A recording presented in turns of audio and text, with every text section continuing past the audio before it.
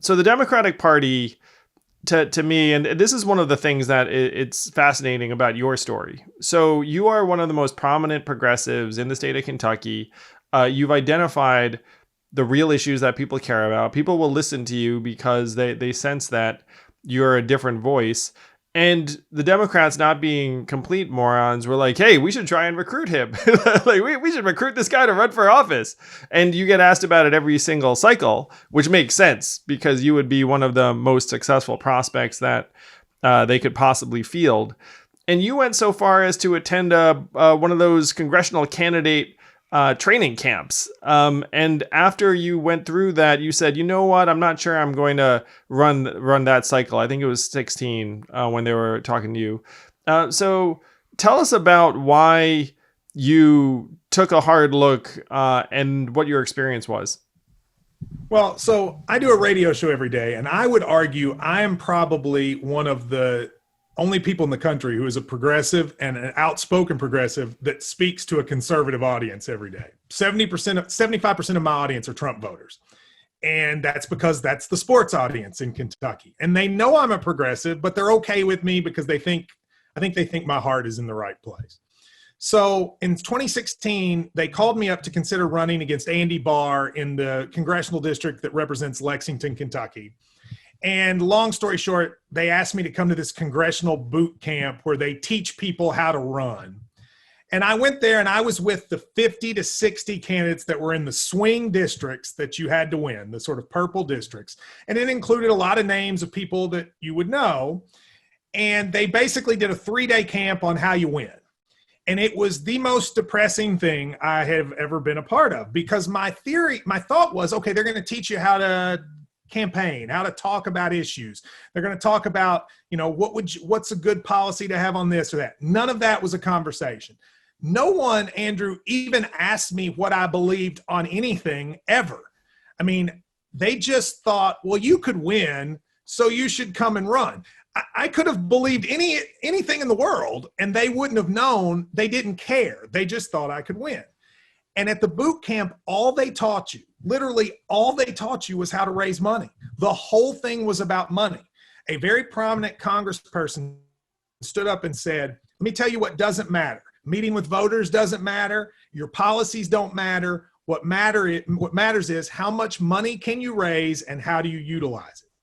And when I heard her say that, I knew I wasn't going to run because I was like, I'm not going to do this. This is such a terrible part of potentially being in office, and in Congress, especially in the House, you have such little power that they just see you as a number to get to a majority.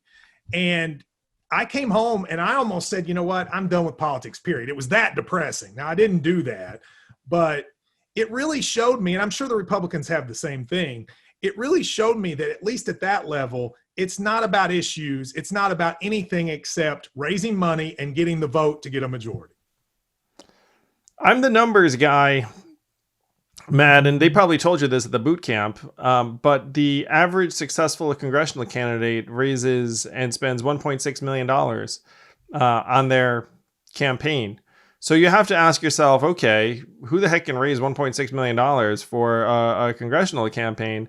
But that's the reason they think the way they do. They're just like, well, let's say you're a great human being, you have great vision, people really connect with you. But can you get $1.6 million? And if not, then none of your personal qualities will care. They become very, very mechanical, shall we say. Do you believe that? I mean, do you believe that? Because I don't. Do you believe that? Do I believe that the average congressional candidate that succeeds raises 1.6 million? Let's talk about what happened here in Kentucky during the Senate primary. A guy named Charles Booker, who I endorsed and really liked a lot, nearly pulled off one of the most shocking primary upsets ever against Amy McGrath. Amy McGrath raised like $50 million for this Senate campaign. At one point, Charles Booker had like $30 in the bank. And Booker got the spark mostly via social media. And the money came after. And I'm sort of the belief, now you need a base money or at least a base presence or a social media something. But the money for Charles, he would have had, if he had gotten the nomination, he'd had all the money he needed against Mitch McConnell. Anybody would. Heck yes. Yeah. But he basically just, once he got the spark and people knew who he was, he raised a lot of money. And if he had one more week left in the election, he would have been the nominee and done very well, I think, against McConnell. May not have beaten him, but it'd been close. I don't agree that it should be about who can have the most money, because I think Steve Bannon, who I think is a contemptible person, but he said one thing I think is right, which is I actually think weirdly, money almost matters less now because there are so many ways to get it. And when you get to big races, you'll get it anyway because people will want you to win. So I don't know that I totally agree with that like you got to have that 1.6 million or why even do it. I agree with your disagreeing, and Charles is a great example. Candidates matter. Candidates matter a great deal. Yes, they do. It's one of the things that prompted me to run was I thought, you know what, like I think that this message needs to get out there, and I think people will connect with it, and I believe I'll get the resources I need. And I could have lived with myself if I hadn't. You know what I mean? It's not, it's not like you could look at it and say you can't know. That's one of the things about these races too, and you hit the nail on the head with Charles. Like if Charles puts himself out there, then he has a chance to get the resources he needs. It's like, can you know that someone ahead of time is going to get the resources? Sure, in some cases, if they're just sitting on a giant pile of money. But the vast majority of candidates are going to have to put themselves out there and hope that they catch that spark. And then when they do catch that spark, then magical things can happen. And those are the things that make the DC establishment look up and be like, oh, I did not see that coming. What's happening in the Senate race too, and I'd love to hear what your take is. So Amy McGrath, I believe, had tens of millions of dollars for the primary. She was already spending money on TV ads and the rest of it. No one expected Charles to challenge her seriously. And then it became very serious where he almost took the nomination, and she squeaked it out. And then now Charles and everyone's behind her because you got to try and beat Mitch. But it seems like she is not as close as you'd hope. Last thing I saw had her down like 9 or 10 points. So why is it that people in Kentucky are not excited about Amy? And I don't want to put words in anyone's mouth, but I don't know if you agree with the fact that people aren't excited. I mean, I don't know. I don't want to be negative towards Amy because I think she is a good person, but she's going to lose by 20. I really believe that 15 to 20. In Mitch Please, I wrote about, I actually was thinking about that race seriously. I mean, not just kind of thinking about it. I went into it. I did polling. I put my own personal money into looking at it. And I detail pretty, specifically how it is that candidates end up not running. And this is no offense to Amy McGrath, but my race is an example. So I was considering running, and Chuck Schumer and the DSCC decided Amy McGrath's going to be our candidate. And what that was meaning was I could not even get people, Andrew, to work for me. There are 9 Democratic polling sources, and none of them would take me because the DSCC told them, if you work for him, you can't work for any of our candidates. I couldn't find anyone to even help me. The only people that would help me were these sort of rogue progressives who were very nice, but also didn't want me to tell anybody they were working for me because they were worried that Schumer and those people would get mad at him. Schumer basically put if you help him, and now when I say Schumer, it was the DSCC specifically. If you work for him, you can't do anything for us.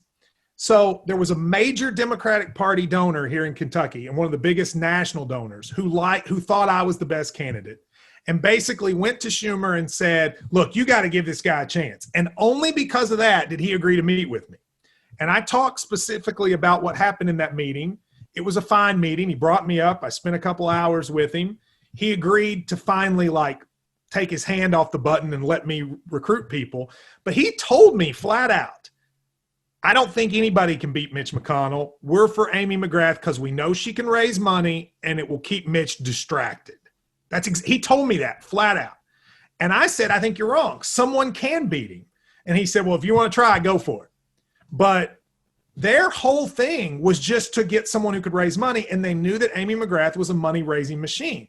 They just gave up on Kentucky before it even started. And it was infuriating. I ended up not doing it, but I have to tell you, Andrew, I almost did it just to prove them wrong, But Charles is a perfect example. Charles and there's polling, private polling that suggests this, Charles would have made this a much closer race. But Chuck Schumer didn't care about it being a close race. He cared about the money being raised, and that's the problem. That is very tough to hear because there's so many missed opportunities, really. Amy's background, she obviously has a very impressive personal and military background, and she'd raised a ton of money in an earlier race. So were those the reasons why Chuck looked up, or the DSCC looked up and said, okay, we're going to get behind Amy because she how much did she raise in her previous race? Well, on paper, she's a perfect candidate. Military veteran, very smart, engaging, etc. But races are not run on paper. She raised a lot of money in 2018 in a midterm, partially because she put out one of the best television commercials you'll ever see, which was her first commercial, which went viral, and she raised a ton of money. But I think this is important. She lost. And she lost when the polls said that she was going to win. She way underperformed expectations. But it was like nobody even cared. They just sort of moved past that and said, well, still she's the best candidate. I think what you get is when you have people from Washington, D.C. saying what they believe people in Kentucky will like, they're going to screw it up. I mean, what do they know? They're not in Kentucky. If you had been here in 2018, and I say this with no offense to Amy McGrath, who I think is, a good person and a military hero. But if you had been here in 2018, you would know that she could not beat Mitch McConnell, and that putting her in the race in Kentucky was a terrible mistake. You would just know that. But I don't think anybody in Kentucky was ever even consulted. The question was just, who did Chuck Schumer want? And when Chuck Schumer wanted them, they win. And I think there are other examples around the country of that. It is very difficult in a primary to beat the establishment pick. So, and then the field gets weighted because she raised so much money. She raised like $8 million her first 2 weeks in the campaign. Well, Andrew, how am I supposed to compete in a primary against somebody that has $8 million and then when they tell big donors don't give him money? Where am I supposed to get any money? Charles Booker, if it was not for the Black Lives Matter protest, he may have never even gotten sort of noticed, but he did because he was such a great leader during that time period. But before that, she just had so much money, it was impossible. And that was all done by the National Party. And this is a missed opportunity. I'm not going to lie. It would have been hard to beat Mitch McConnell. Would not have been easy. You would have had to run a perfect race, especially with Trump on the ballot. If he wasn't on the ballot, it's different. But it was possible. Thank you for listening in. I hope you enjoyed this conversation. If you did, please do subscribe to Yang Speaks and click on notifications so we can let you know every time we have a new episode.